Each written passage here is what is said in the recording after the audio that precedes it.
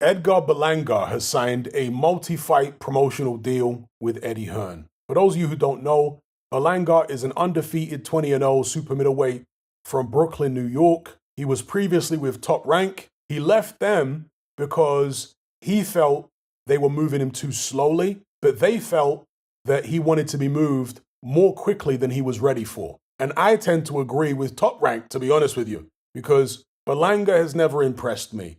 Early on in his career, he went on this knockout run where he was getting everybody out of there. But as they started to step him up in level of opposition, cracks started to appear. He started getting dropped. He started getting hit a ridiculous amount and having all types of problems.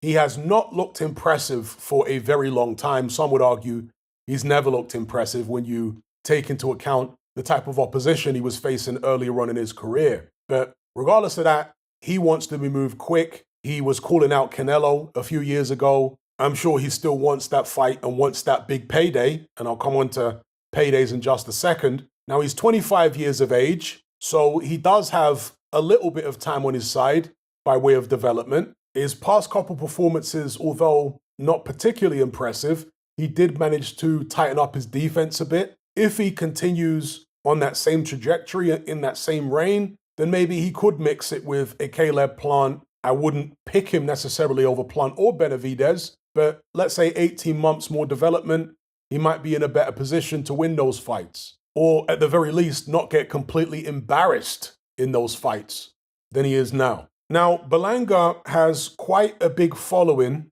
in his home city of New York. He is of Puerto Rican descent. There's a lot of Puerto Ricans in New York City, as I'm sure most of you know. And if you've watched Berlanga, his fights, his ring entrances, interviews with him outside of the ring, it's clear to me that he's very much in that rap, celebrity, bling culture type world. And that world is synonymous with hypermaterialism. Everybody wants to show off their jewelry, their cars, how much money they make, so on and so forth. There's a lot of envy in that world. There's a lot of one-upmanship in that world. I tend to suspect that Berlanga's desire to be moved quickly isn't so much to do with wanting to fight the best to prove himself as a fighter, but more so that he wants to get the kind of money that will allow him to start stunting on the gram more, to keep up with the Joneses, to be blinged out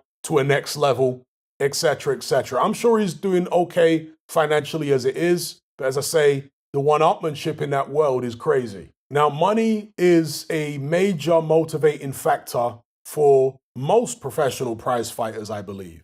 But when your desperation for really big money starts interfering with your development process as a fighter, it becomes problematic when you want to start running before you can walk. And as I say, I suspect that's where Berlanga's at. Now, his new promoter, Eddie Hearn, is probably going to give him what he wants, I would imagine, especially given the fact that Berlanga was vocal about his reasons for leaving Top Rank, that they were moving him too slowly. Eddie Hearn has been working with Canelo Alvarez over the past couple years on short-term deals. Maybe he has convinced Berlanga that he can get him that Canelo fight. And from Eddie Hearn's perspective, well, he's happy to just feed somebody to Canelo in a fight that would be lucrative for both because of Berlanga's relatively big following in New York.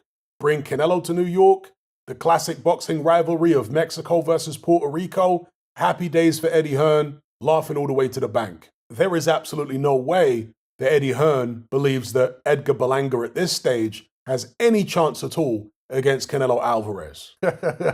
But there's money to be made there. An alternative to the Canelo fight for Berlanga, because Canelo apparently has set his sights on the rematch with Dimitri Bivol, there's also the possibility of Berlanga fighting one of Eddie Hearn's super middleweight fighters, such as John Ryder. If Billy Joe Saunders comes back and signs with Eddie Hearn again, that's another fight Berlanga could be involved in. If Berlanga wants to move up to 175, there's Callum Smith. Obviously, Callum Smith has got a shot against Artur Beterbiev due, so that may not be especially realistic at this point, but 12 months, 18 months down the line, maybe we'd see that. So that's my take on Berlanga signing with Eddie Hearn. I think Berlanga does have some potential. He can punch. He's shown heart in certain fights where he's been down and hurt, but I think he needs a lot more development. I think Top Rank were right to move him the way that they were moving him. But Berlanga is so desperate for the kind of money that will allow him to floss on a next level, to show off on the gram,